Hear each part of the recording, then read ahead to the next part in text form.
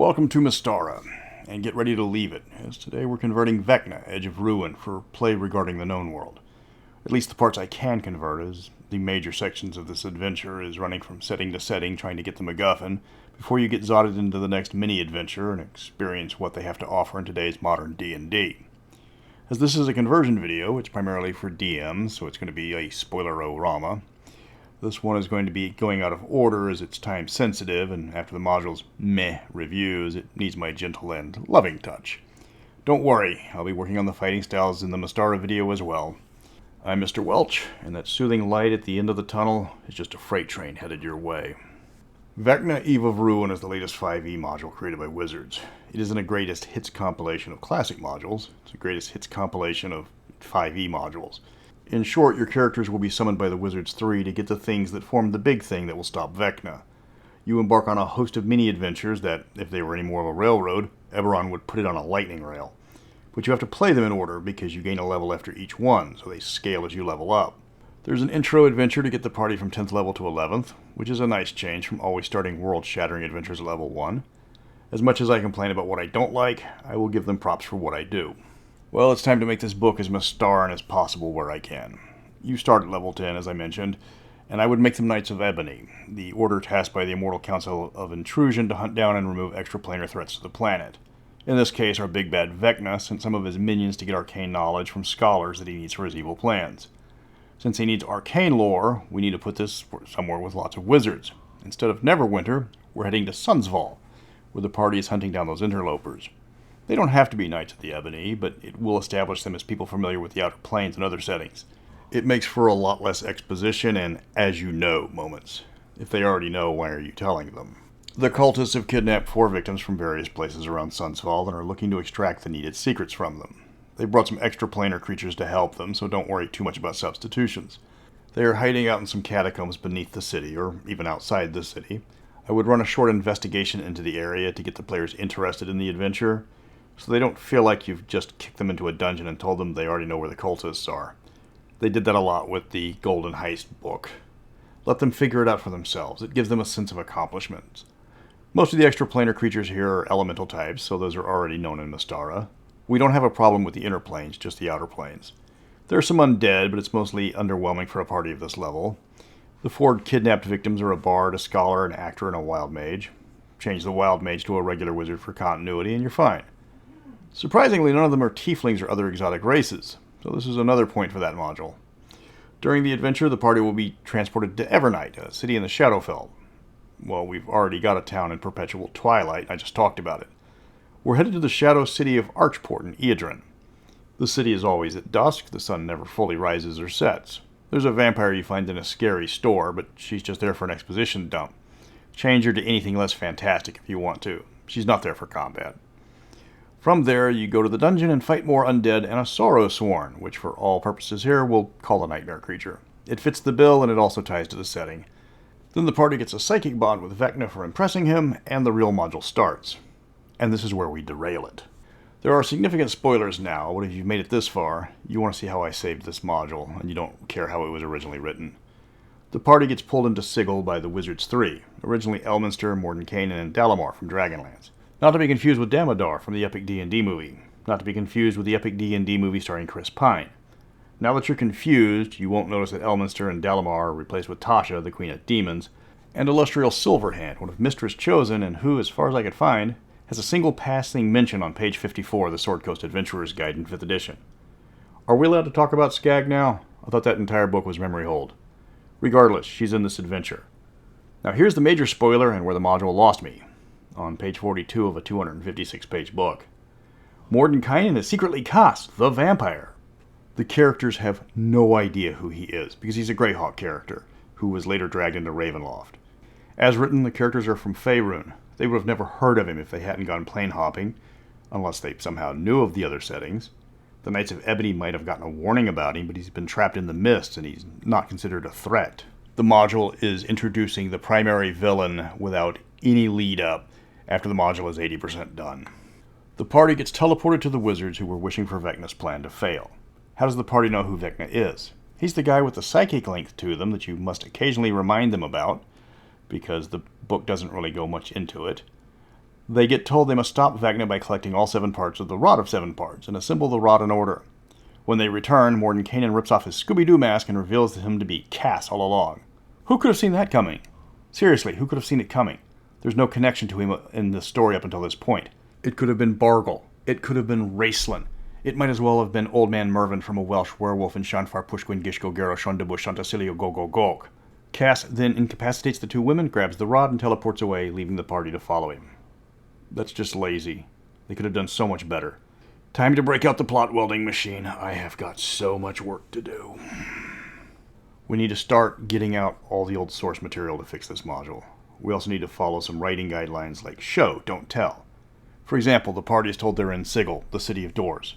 But this segment takes place entirely in the Sanctum. A building. You don't get to walk around in the wards, hang out with the governors, or take a sneak peek at the Lady of Pain. This building could have been anywhere. Faerun, Night City, Shear Street in Ankh-Morpork, or even 4915 Oakton Street, Skokie, Illinois. Which is a canon D&D setting, by the way, page 29 of the module Immortal Storm, if you're curious. The point is, they tell us the module is set in Sigil, but never show us Sigil. Have the initial briefing outside in a cafe to showcase its location. Give the player something to look at rather than a room in a wizard's tower. This leads me to correcting the Wizards 3. Instead of Toril, Orth, and Kryn, we get Toril, Orth, and Orth. Even if Cass is cosplaying Morty, that's still another Greyhawk character. Cass has got to go, we aren't pulling the Scooby-Doo reveal. He'll be back later. Morty is back to being Morty, so Tasha has to go so we can showcase someone from another setting. The new wizard will keep the same purpose, serving as the evil aspect of the 3. We're going to Eberron to grab Sora Katra, the Green Hag. She's charismatic, she's popular, and she's evil to the bone. She's perfect for our purpose. Don't worry about Igwolf, she'll be back soon. She's just off with her baby daddy visiting their little boy later in the adventure. We're not changing the other 2 wizards, though I know what you're thinking. And no, I don't trust wizards to do Mystara justice, but I will smile at the thought they put the King and Queen of Irindi on the cover of the next player's handbook. I know what you're thinking now, and yes, Elminster would have been a better choice for the Forgotten Realms wizard. But then I looked at what they wrote for Alestriel's Silverhand's biography in 5e, and compared to what she's been in every previous edition. In this book, she's suddenly gay, complete with a wife. If you get out your copy of pretty much any other book she's been featured in, let's start with page 279 of the Forgotten Realms campaign setting, also by Wizards of the Coast, and just go backwards from all the books from there. You won't find the wife mentioned at all. In fact, Alestriel has been married to many men in the past and has lots of kids. Before people complain about her skin tone, her art has always been all over the place from book to book, so that's not a complaint you'll hear from me. But we can use the wife to fulfill the role that Cass has left behind, that of the traitor, and use the same artifact he was supposed to use. Malena Van Talstuff has never appeared outside this book before. Believe me, I looked. She was made up specifically for this adventure, which makes her perfect for our needs. Cass originally pulled the wools over everyone's eyes with the artifact the Crown of Lies, which made people believe you no matter what you told them. Now Malena has the crown. She's an agent for Vecna. Alestriel is entirely under her spell, and Mordenkainen and Sora are oblivious, partially because of the crown, and partially they don't know these 2. When it comes time to steal the rods, Malena is the one that pulls a Dr. Huey, drops the wards, and lets in the bad guys. Now you have a traitor the party has encountered before, one with a reason to betray the wizards, and the method to do it. She's our Ephialtes. Then moving on to the plane-hopping portion of our adventure, the word to remember is repetition. Many of these adventures are repeated from 5e adventures. Ravenloft has Death House back, complete with Strahd. Asarak is back with a new tomb. There's a casino in Hell. Do you remember the one from the Heist compilation? You're headed back to the Underdark to face more drow, like Into the Abyss. They are recycling ideas for settings far more expansive than the little sliver they got in their own particular book. You need to branch out and showcase these settings' elements, showing what makes each setting different. Pay attention to what each area has and what it doesn't have. Like when you reach the adventure set in Kryn and face the one monster that Dragonlance is famous for. Werewolves. In Kryn, the werewolves are lycanthrope. What do you mean? Kryn doesn't have lycanthropes. The Hobgoblin, the Minotaur, and the Owlbear are all in the monster manual, and yet you will find every single one in the Dragonlance setting. Are you suggesting werewolves plane shift? Not at all. They're fighting in the war. What? In the dragon armies? No, they're lawful good. It's not a question of whether they're lawful good. Dragonlance has never had werewolves. Alright, enough trying to salvage what they gave us. This isn't going to happen. It's time to call out the Awesomeness editors.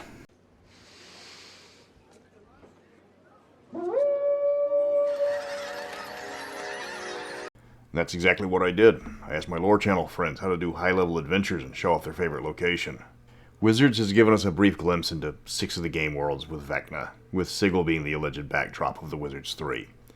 Of the 7 adventures, Faerun, Avernus, and Greyhawk are Ravenlofts of all variants of things we've already seen. They could be showcasing, I don't know, another domain of dread, Darksun, the Moonsea, or the Great Kingdom, instead of places we already know. This was the book to do that. But they didn't. They played it safe. The grognards would have loved all the callbacks, and the noobs would have seen what else their favorite locations could offer. It was a missed opportunity. But then I put out the call, and the call was answered. The lore channels gave me their ideas on how to turn stale and repeated adventures epic and fresh. They told me where to place them, who would be the villain, and what monsters we would use. Where there wasn't a lore channel, social media would suffice.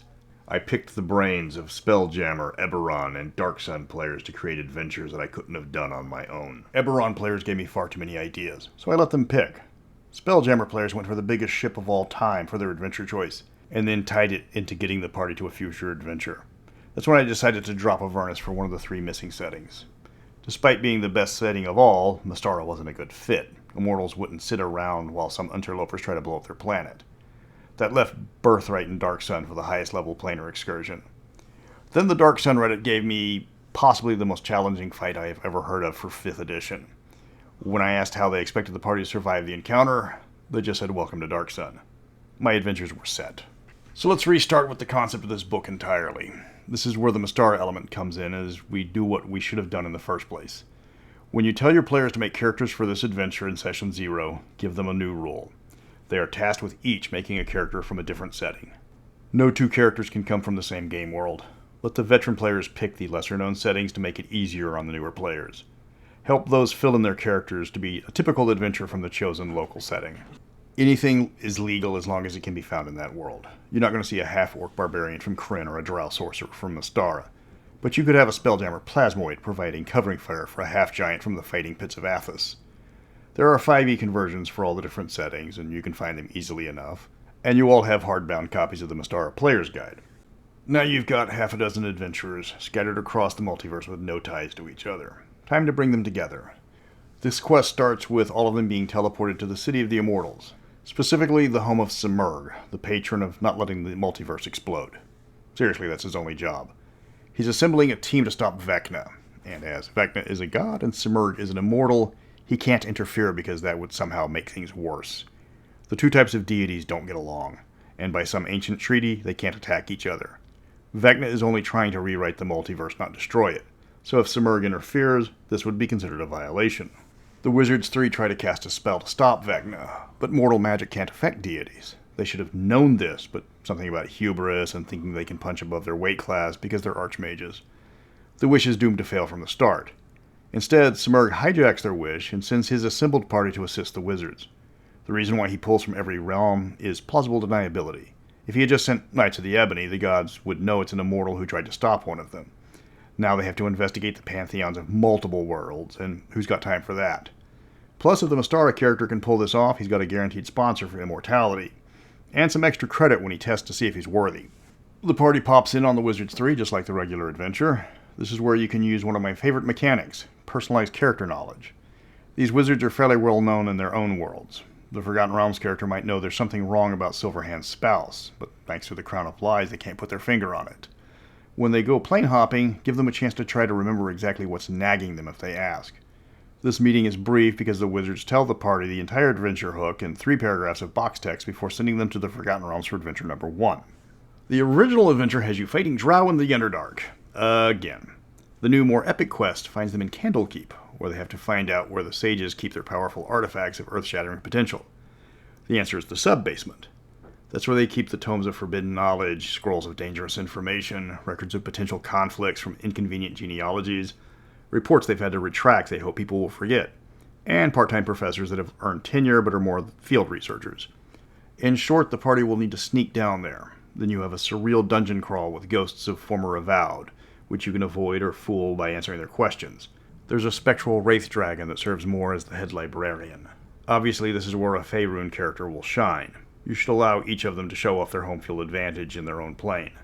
Traps are almost pointless in 5th edition, but throw in a few to keep the players honest.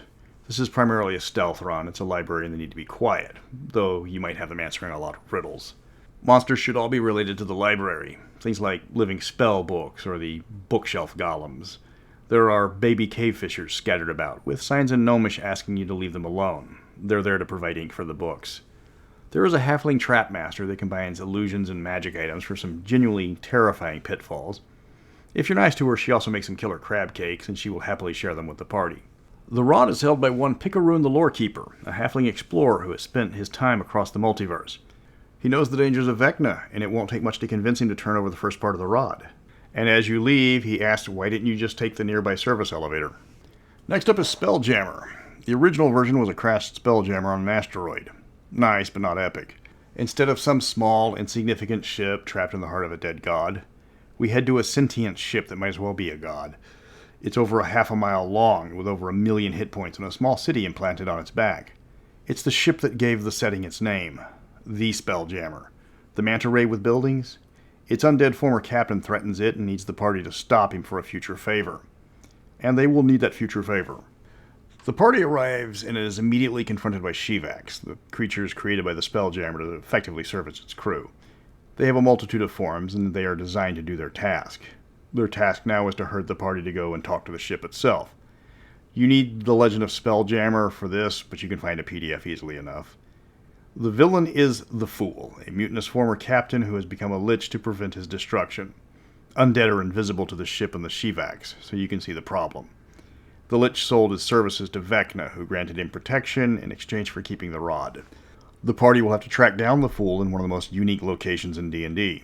It ends with a massive battle on the ship's bridge, which is made more difficult due to the party being magically hindered from any collateral damage, or at least property damage. The Fool has no such restriction. Kill or drive off the villain, get the rod, and a promise from the Spelljammer for a future service. The point to remember is that the Spelljammer can travel anywhere. It doesn't matter what gods, immortals, or dark powers think. You can't stop the Spelljammer. Eberron is the next stop, and instead of the Mournlands facing lots and lots of Warforged, why not showcase the whole setting?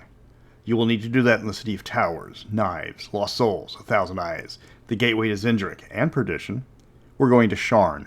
It's the largest city in Eberron and one of the largest in D&D, and its diversity rivals that of Sigil. The party arrives near the top of the city, and the rod piece will be at the bottom. The city is built on multiple stacked tiers, kind of like Minas Tirith. They will need to bribe, cajole, and threaten their way into finding the right path. This is where you showcase all of Eberron's unique creatures. You'll have dinosaur-riding halflings on one side of the street, and warforged construction workers on the other. Point out the ludicrous amounts of magic used for mundane means all the time. They will need to figure out who owns the piece, and in this case it's Merrick's Kenneth, leader of House Kenneth. He's stashed the rod in one of his factories, trying to figure out how to profit from the magic. The factory technically doesn't exist. Less taxes that way. Sneaking into the factory isn't hard, and the reason for that is it's a death trap. Not an Indiana Jones-style Temple of Doom, but the kind of place that gives OSHA inspectors heart attacks. It's one of the last functioning Warforged factories, and those aren't exactly legal these days. The characters will need to make multiple saving throws dodging machinery, avoiding random molten metal pouring on them or being thrown off conveyor belts. This leads them to a lightning rail train leaving the factory with Merrick's and the rod.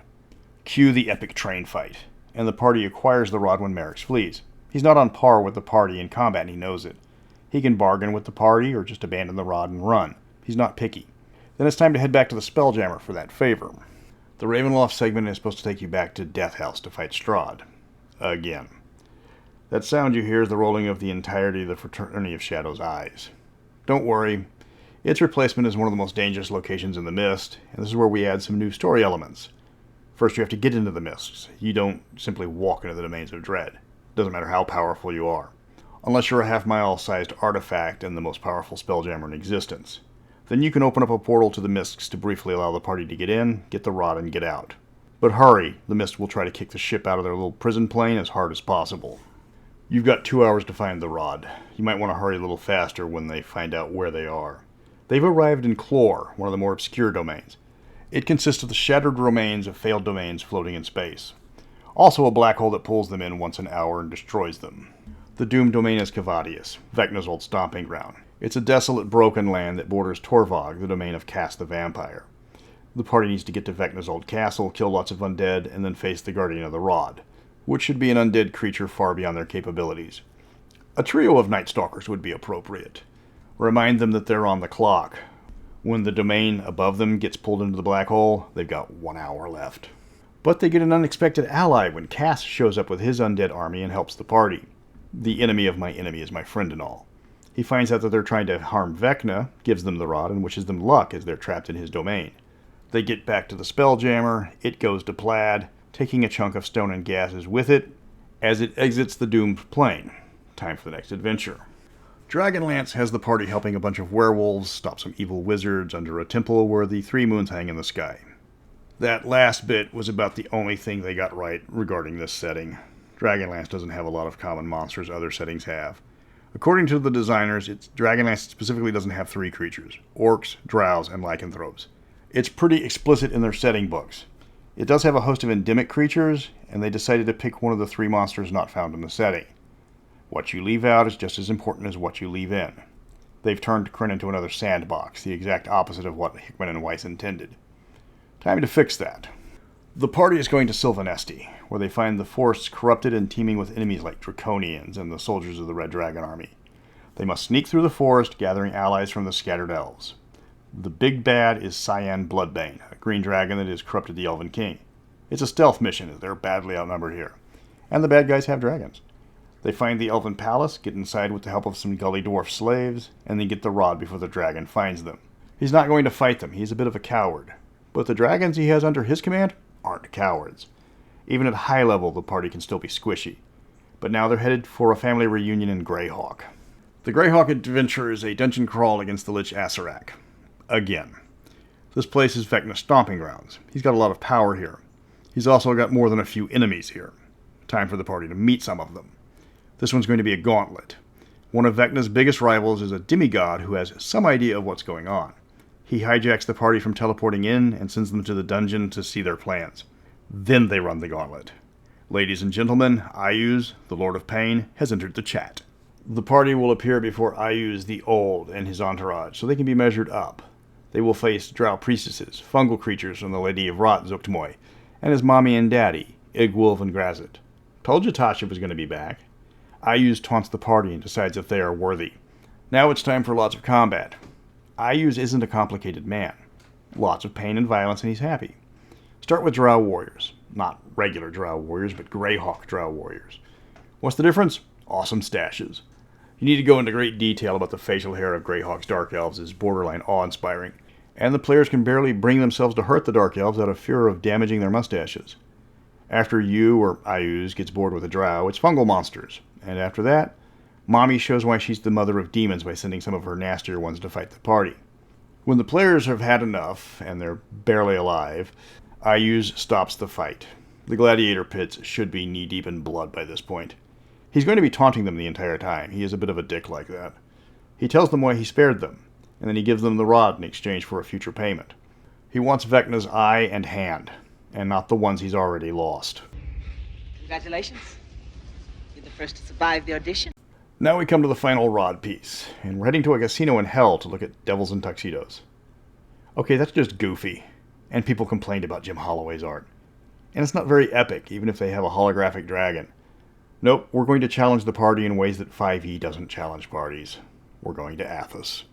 Dark Sun is the deadliest setting in D&D, and the players aren't going to see this coming. If the monsters don't kill you, the land is more than willing to give it a try. First, you have to change the rules of the game for Athos. Magic has been drained away, so magic items that are rare or higher in quality just stop working. The magic isn't there for them. Weapons and armors revert to a basic +1. You'll also need to remove metal armor. It's 140 degrees here. Every 10 minutes of metal armor gets you a point of exhaustion. Characters will have difficulty understanding Athasian magic, unless they're already from here, in which case they get a pass because of home field advantage. Arcane magic does 1d4 per spell level of damage to the caster when used. Cantrips do a single point of damage. If it's a magical ability from their class, it's 1d4 hit points per the level of what they acquired the ability at. So if they've got a teleport ability at level 13, they take 13d4 damage if they use it. They're feeding the magic through their hit points. This cannot be avoided. Divine magic is reduced in power by half. Half the range, half the duration. If there's a number rolled, half it.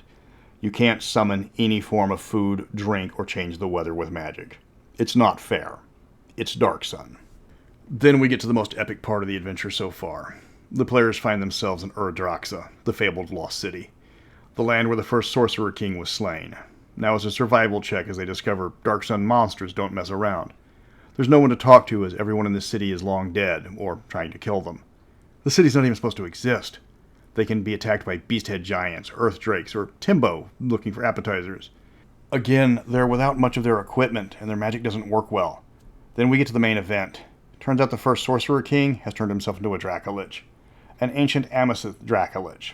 Not an accurate representation for a Dark Sun monster, but the closest I could get. The party is not supposed to survive this. This is not a monster they can kill. This is one of those times where discretion far outweighs valor. They need to dive into the oily pool that it emerged from, get the shard, and then get the hell out. Don't worry, their equipment will come with them. This is just a reminder that no matter who they are, they're still bugs to someone else. And I hope everyone has decent intelligence saves, because everything I mentioned is psychic. Congratulations, you got the Rod of 7 parts fully assembled. You head back to Sigil, to the Wizards 3, where you're immediately ambushed by Old Man Mervyn from a Welsh werewolf in Shanfar Pushquin Gish Gogero Shondabush Shantasilio Go Go Gok, who takes the rod and trounces the wizards. Or we have Morty and the rest start some ritual only for Malena to drop the wards and let Vecna's agents in. Only it's not Vecna's agents that show up. It's Cass. He took care of the agents. He used the Spelljammer to escape, being one of those gas clouds that escaped with it.